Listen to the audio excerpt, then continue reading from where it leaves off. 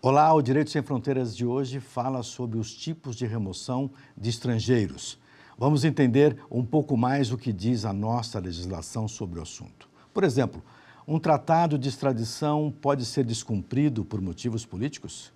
Para debater o assunto, convidamos Márcio Garcia, professor de Direito das Relações Internacionais e de Direito dos Tratados, e Cristine Petter, doutora em Direito Constitucional. Muito obrigado pela presença dos dois aqui em nosso programa. Professor, vamos começar aqui a nossa discussão. Seria bom a gente contextualizar quais seriam as formas de remoção de estrangeiros, por exemplo, do nosso território. Quais são as figuras? Olha, isso é mais ou menos universal. No caso do Brasil, nós temos uma expressão estrangeiro que está consagrada na Constituição e o legislador, muito recentemente, estimou necessário fazer um adornamento da nossa legislação do Estatuto Estrangeiro e aprovou, então, o novo Estatuto do Migrante. Então, a denominação seria migrante e o leitor desavisado, que não é da área, pode eventualmente ter esse desafio de como é que ele trata, se é estrangeiro, como diz a Constituição, ou se é migrante, né, como dispõe o novo instrumento. Mas eu dizia que no mundo é mais ou menos as hipóteses de exclusão do estrangeiro ou do migrante, ou para resumir tudo isso, do não nacional, elas seriam, por iniciativa local, o impedimento à entrada, né, a deportação e a expulsão. Nessas três hipóteses, quer dizer, a iniciativa é local, o móvel é do próprio Estado.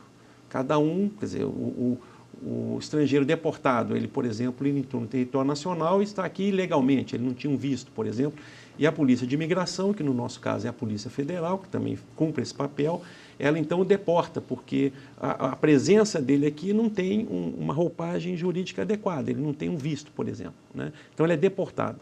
O deportando ou deportado, ele pode retornar ao território nacional regularizado a sua situação. E na como é feito... hipótese da expulsão, desculpa, Bob, na hipótese da expulsão também é iniciativa local, mas aí os tons são um pouco mais dramáticos, porque aí, por exemplo, é um estrangeiro ou um migrante que, estando no território nacional, cometeu um crime. Tá. Ele foi apenado, cumpriu a pena e ele é expulso. Né? Então, a nuance é um pouco mais grave, vamos dizer assim. De quem é a decisão? Do Presidente da República, do Supremo Tribunal Federal, a Suprema Corte, no caso?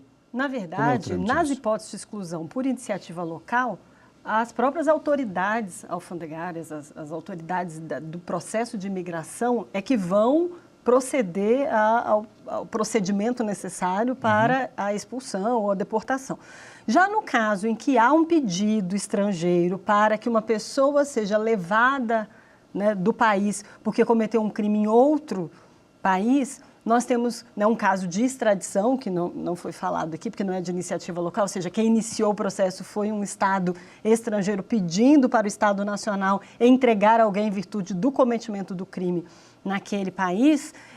Há toda uma relação diplomática que tem um escritório central, geralmente o Ministério da Justiça, o Ministério das Relações Exteriores, e o Supremo Tribunal Federal vai olhar o cumprimento de alguns requisitos estabelecidos na legislação para saber se essa pessoa pode e deve ser remetida ao estrangeiro, né, dentro de uma operação policial bem especial e específica. Perfeito. No caso de extradição, doutor, o que mais pesa são os tratados bilaterais ou o chamado jogo diplomático?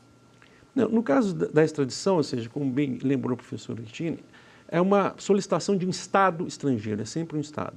Não há hipótese de extradição para uma organização internacional, por exemplo. Nós teríamos o caso do TPI, Tribunal Penal Internacional, e ali a figura seria de entrega, uma solicitação por esse tribunal, por essa organização internacional que é o tribunal. Sendo um Estado, ele tem que ter um fundamento jurídico o pedido. Esse fundamento jurídico ou é um tratado, em geral, bilateral, ou é uma promessa de reciprocidade, que é uma forma como, na dinâmica das relações internacionais, você encontra, para, na ausência de um tratado, o Estado requerente comprometer-se com o Estado requerido, fala, olha, eu me comprometo, no futuro, numa hipótese contrária, eu também vou apreciar o pedido, uma promessa de reciprocidade de tratamento. Para que tenhamos uma ideia muito mais precisa, o Brasil tem hoje 30 tratados bilaterais, 4 tratados multilaterais e alguns tratados subsidiários que têm dispositivos que falam de extradição. Vamos dizer o seguinte, que um estrangeiro está aqui no Brasil e tem um pedido de extradição contra ele, mas ele já teria conseguido refúgio, a figura do refúgio político no país. Como é que a gente pode destrinchar uma situação como essa? Só para botar um pouquinho de molho nesse tempero, vamos soltar um VT agora, que vai falar de um caso bem recente de extradição e que pode dar um pouquinho de luz para a gente. Acusado de participar do assassinato de 4 pessoas na década de 70 na Itália e condenado à prisão perpétua naquele país, o ex-ativista de esquerda Cesare Battisti chegou ao Brasil em 2007, onde buscou refúgio. O pedido de extradição de Battisti, feito pelo Estado italiano, gerou um embate diplomático com autoridades brasileiras.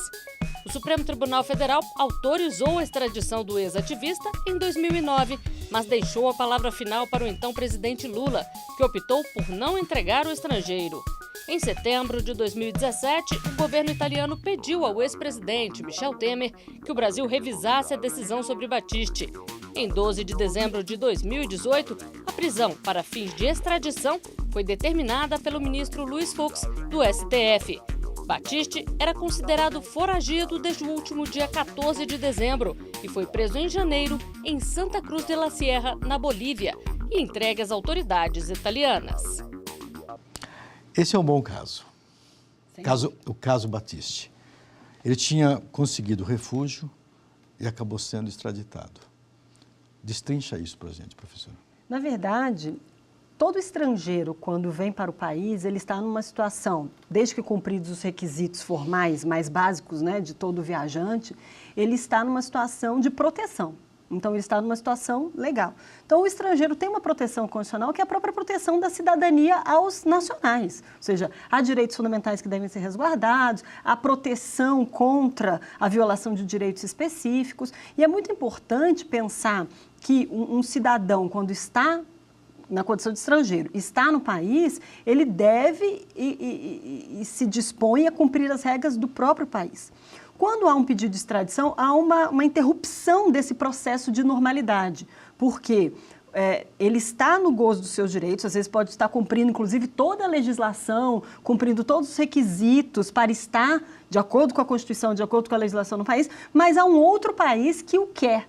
E aí a situação de cidadania muda um pouco, porque entra um pedido diplomático, entra uma relação mais complexa, porque vai envolver várias autoridades do país, inclusive o Supremo Tribunal Federal, que vai verificar requisitos para esta expulsão, essa forma de tirar esse estrangeiro do nosso país, né, de entregá-lo a um outro país. E aí a questão do refúgio aparece como um dado importante, né? Doutor, ele já tinha conseguido refúgio no Brasil. O pedido de extradição foi feito posteriormente. É uma decisão diplomática, é uma decisão política ou é uma decisão jurídica? Ou é tudo junto? Eu acho que aí é um pouco de tudo. Um pouco de tudo. Enfim, o caso Battisti, eu costumo dizer que a dimensão do acordo é inversamente proporcional à questão jurídica discutida pelo tribunal. Primeiro, a própria concessão da condição de refugiado, que é uma lei específica, a Lei 9474. Ele, no Comitê Nacional para os Refugiados, o CONARE, que é um órgão coletivo no âmbito do Ministério da Justiça, mas que congrega vários representantes de vários outros ministérios, inclusive da sociedade civil, ele teve negado o status de refugiado. Não foi que é declaratório e não constitutivo. E aí houve um recurso, que a lei prevê um recurso para o ministro do Estado da Justiça. O ministro do Estado da Justiça, à época, entendeu que deveria conceder o status de refugiado. Foi pela primeira vez que isso aconteceu. E assim, de fato, era. Quer dizer, ele tinha acabado de ser otorgado a ele a condição de refugiado e veio o pedido extradicional. Pela lei, em princípio, deveria ser sustado a tramitação do pedido. Mas o Supremo Tribunal Federal entendeu que os motivos que levaram ao pedido de extradição não eram exatamente aqueles motivos que levaram à concessão da condição de refugiado. E aí deu curso ao pedido extradicional da República Italiana. Então, é mais ou menos isso que aconteceu. Aonde entra um viés político? A meu juízo, a decisão do ministro da Justiça. É uma decisão mais política do que técnica. Técnica, juridicamente falando, o Alto Comissariado das Nações Unidas para os Refugiados, o Acnur, que tem assento, mas não voz, tem voz, perdão, mas não voto no CONARE, ele não entendeu que o senhor Batista era um refugiado para as convenções internacionais. E o ministro, a meu sentir, num gesto político, ele concedeu o recurso e ele, então, se tornou refugiado no Brasil. Mas era uma prerrogativa do ministro?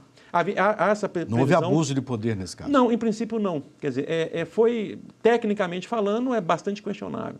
Mas, em princípio, ele poderia conceder a lei permite a possibilidade de recurso e, nesse caso, o senhor Batista recorreu e o ministro concedeu o refúgio. Os tratados de extradição, eles têm a mesma força que os artigos constitucionais? Têm o mesmo peso jurídico? Essa é uma questão que o constitucionalismo brasileiro debate há muito tempo e os constitucionalistas e os internacionalistas se colocam à disposição.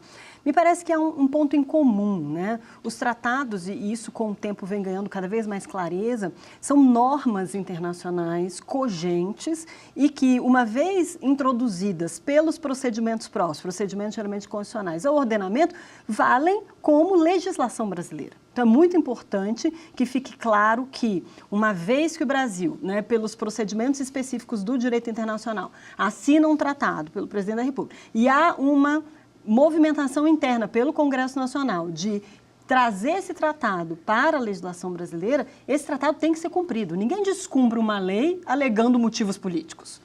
Então, há, sim, uma obrigação, principalmente quando esse tratado foi incorporado ao ordenamento, de cumprir. O status jurídico que esse tratado ganha no ordenamento jurídico brasileiro é que é uma grande controvérsia, inclusive objeto de emenda à Constituição, a questão dos tratados que envolvem direitos humanos, né? Que o próprio legislador constituinte derivado resolveu que deveria ter status de norma constitucional. E toda uma discussão que nós tivemos sobre incorporação de outros tratados referentes a temas diversos, né, a partir de um determinado momento, qual seria o status jurídico? Será que todos têm essa mesma força? Por que só os dos direitos humanos ganhariam? Eu vou interromper você agora aqui com essa pergunta. Nós vamos responder isso depois, assim que a gente voltar da nossa pausa. Não vai embora, voltamos daqui a pouquinho.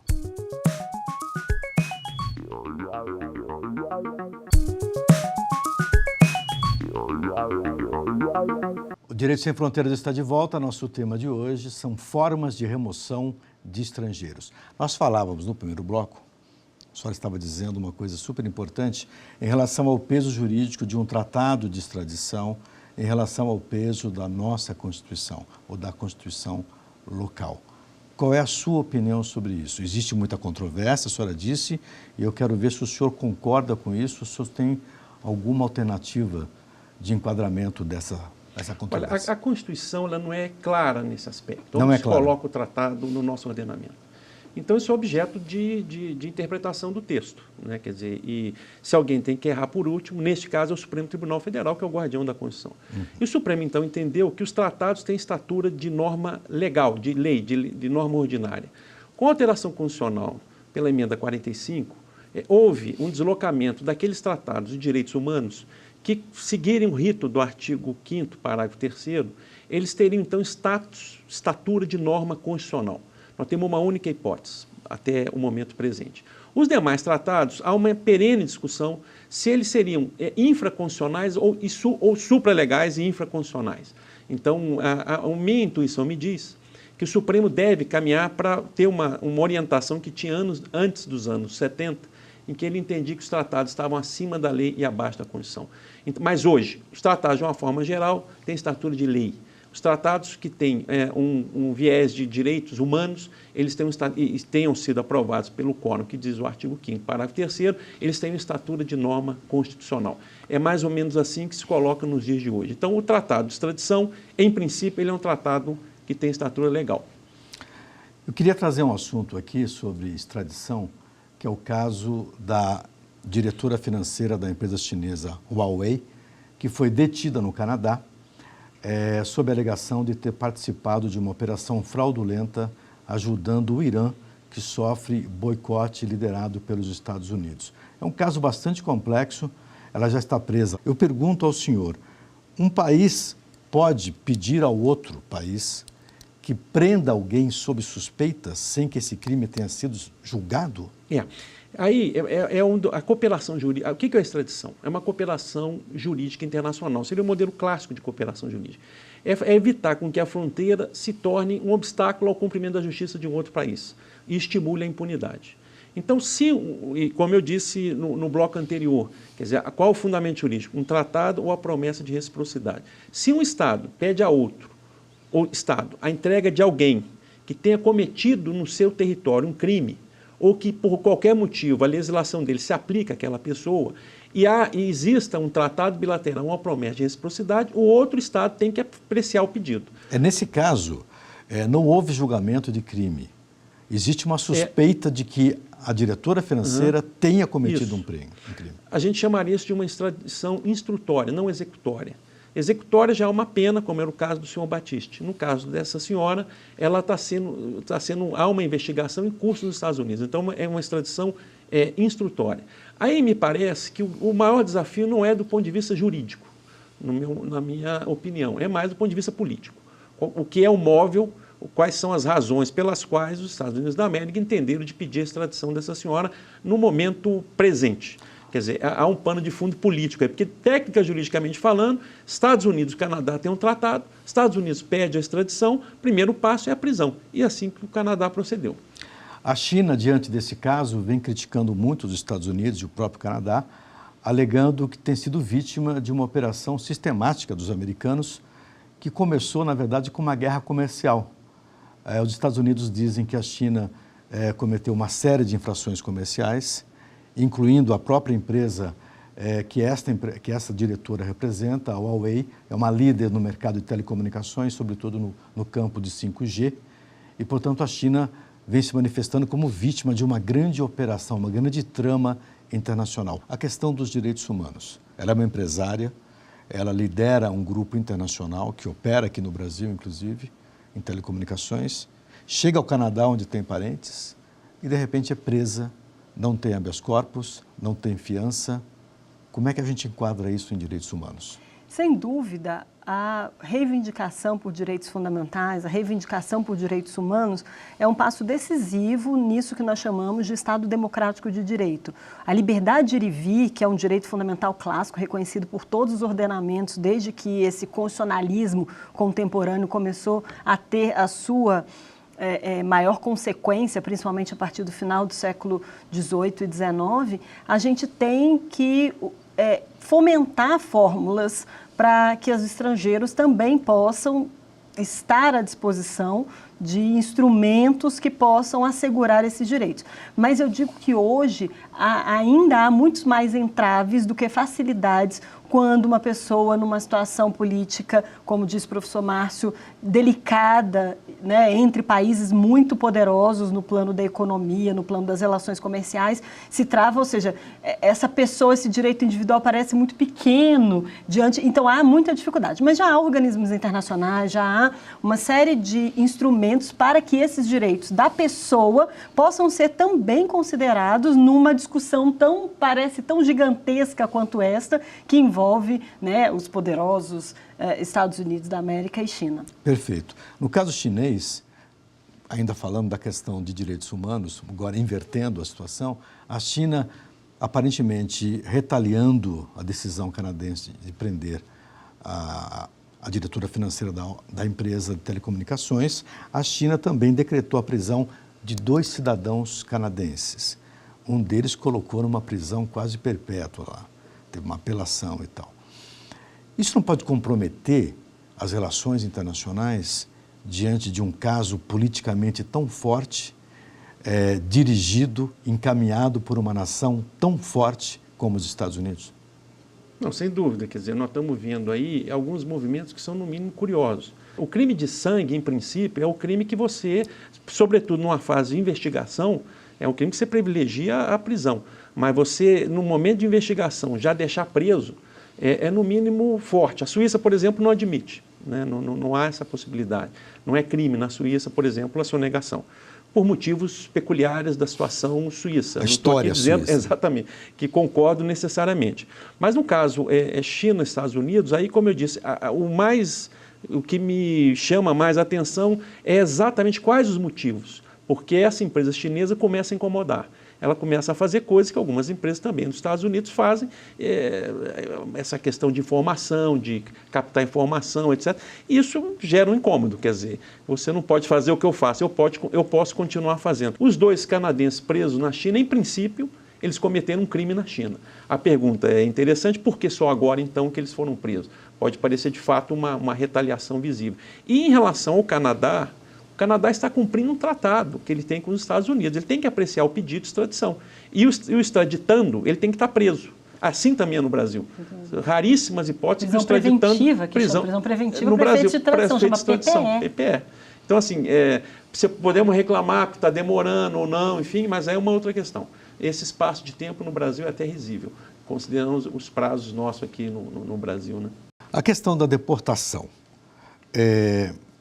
Existe uma fiscalização rigorosa sobre estrangeiros que podem eventualmente ser alvo de extradição? Falar em fiscalização no nosso país não é um tema simples. Porque, não é simples. Obviamente que a nossa legislação ela é caudalosa em todos os sentidos, mas faltam órgãos fiscalizadores, falta o cumprimento espontâneo da legislação, falta o envolvimento e o comprometimento cultural com a cidadania legal. Então, esse caso não deve ser diferente. Eu não tenho muitos dados empíricos sobre o assunto, mas eu imagino que o descumprimento da legislação para fins de exclusão do estrangeiro do nosso país, né, na figura da deportação, ele também sofre os mesmos males em termos de fiscalização que o cumprimento de todas as leis. Estávamos falando de legislação tributária, né? Claro que o mundo tecnológico, que os avanços de cruzamento de dados têm feito uma grande revolução no campo, né, da busca do sonegador, mas e do descumprimento de todo tipo de legislação, seja uma legislação ambiental, seja uma legislação né, até criminal, né, em relação à exploração sexual de meninas, enfim.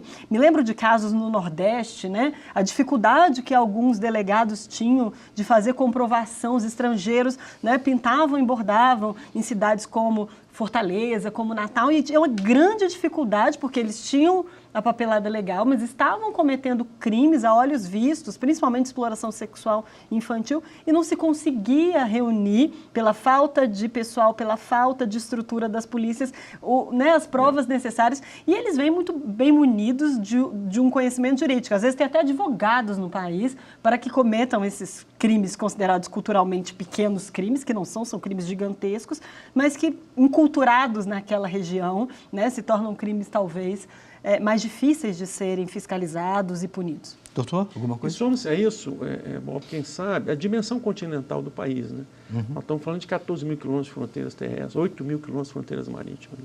Os Estados Unidos da América, que nós falamos há pouco, são a maior potência do mundo, econômica, militar, política.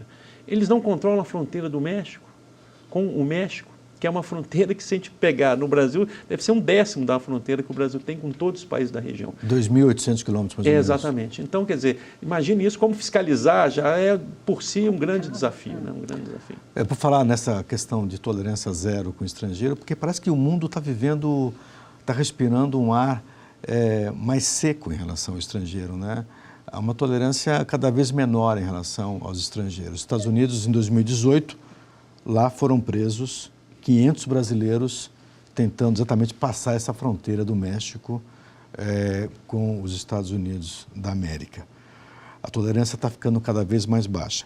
Mas se um estrangeiro se sente injustiçado, por exemplo, o que ele pode fazer? Ele vai acionar quem? No nosso país, o estrangeiro que está aqui legalmente, ele tem direito a todas as ações disponíveis para o nacional. Então, esse estrangeiro pode se valer dos meios jurídicos específicos dentro do nosso território. Se houver uma prisão ilegal em relação à liberdade de ir e vir, ele tem direito à postulação de um habeas corpus, ele tem direito a um mandado de segurança, se for um outro tipo de direito, desde que siga os trâmites, siga o rito, né, dentro das especificidades do nosso ordenamento jurídico, mas é possível utilizar dos direitos fundamentais, vamos falar assim, processuais, para garantir direitos, mesmo que você não seja nacional. Ele estando aqui uma vez, no nosso território, existem direitos e deveres de parte a parte, né? E a lei, inclusive a nova lei, ela é muito generosa no sentido de otorgar esses direitos e a gente só entende isso muito precisamente quando nós estamos fora do nosso estado patrial. Deixa eu fazer uma pergunta sobre isso, exatamente sobre isso, a questão da deportação. Não são todos os casos que vão levar um estrangeiro a ser deportado. Geralmente ele deve ter cometido um crime, é isso? Não, no caso da deportação, como eu disse no primeiro bloco, você tem, assim, em geral, cuida-se de uma questão administrativa. Ele entrou sem um visto, por exemplo. Tá. Ele necessitava de um visto, cruzou a fronteira, não estava sabendo, está aqui sem visto. Ele é deportado. Tá. No caso da expulsão, sim. Quer dizer, um estrangeiro cometeu um crime, né, que é a hipótese mais... a competência é do presidente da República expulsar, que foi, por um decreto, passou para o delegado, para o ministro da Justiça. Mas, enfim, na expulsão, sim, aí é uma coisa um pouco mais como é que tem, mais severa, grave, tem consequências, né, mais graves. Infelizmente, chegamos ao final do nossa programa. Foi ótima a conversa com vocês, muito obrigado pela participação aqui com a gente. E eu agradeço também a você que nos acompanhou. Veja a nossa programação no site da TV Justiça e também no nosso canal no YouTube, TV Justiça Oficial. O nosso e-mail é direitosemfronteiras@stf.jus.br. Um abraço e até a próxima.